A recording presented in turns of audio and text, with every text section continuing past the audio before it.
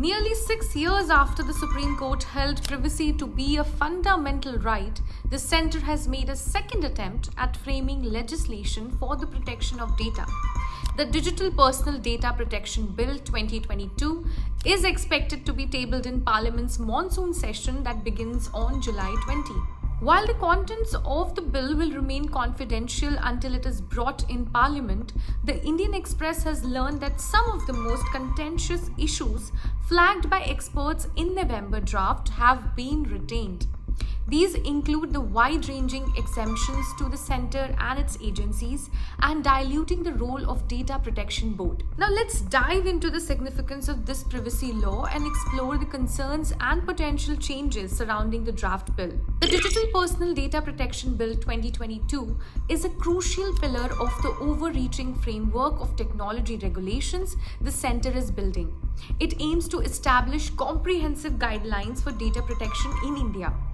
The bill will play a crucial role in India's trade negotiations with other nations, especially regions like the European Union, known for its exhaustive privacy laws under the General Data Protection Rules.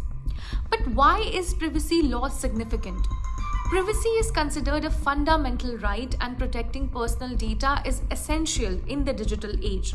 The bill will require entities called data fiduciaries to collect and process personal data responsibly, maintain data accuracy and security, and delete data once its purpose has been fulfilled. The proposed law will ensure that individuals have more control over their personal information and that organizations are held accountable for how they handle and process data. It will create a framework that fosters trust and enables secure digital transactions. Now, there are concerns around the draft bill. Some of the most contentious issues flagged by experts in the November draft have been retained. These include the wide-ranging exemptions to the centre and its agencies and diluting the role of the Data Protection Board.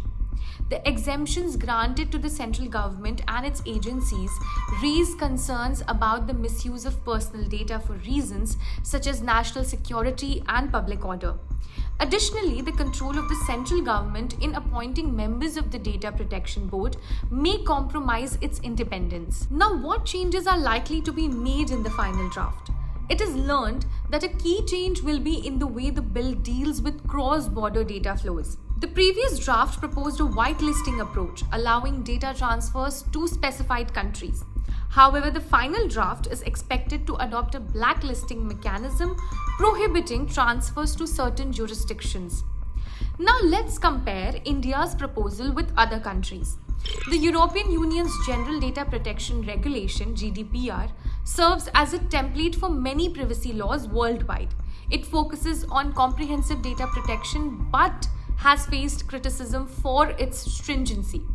The United States primarily focuses on liberty protection, ensuring that individuals are informed about the collection and use of their personal information. In China, recent data privacy and security laws grant individuals new rights and impose restrictions on cross-border transfers.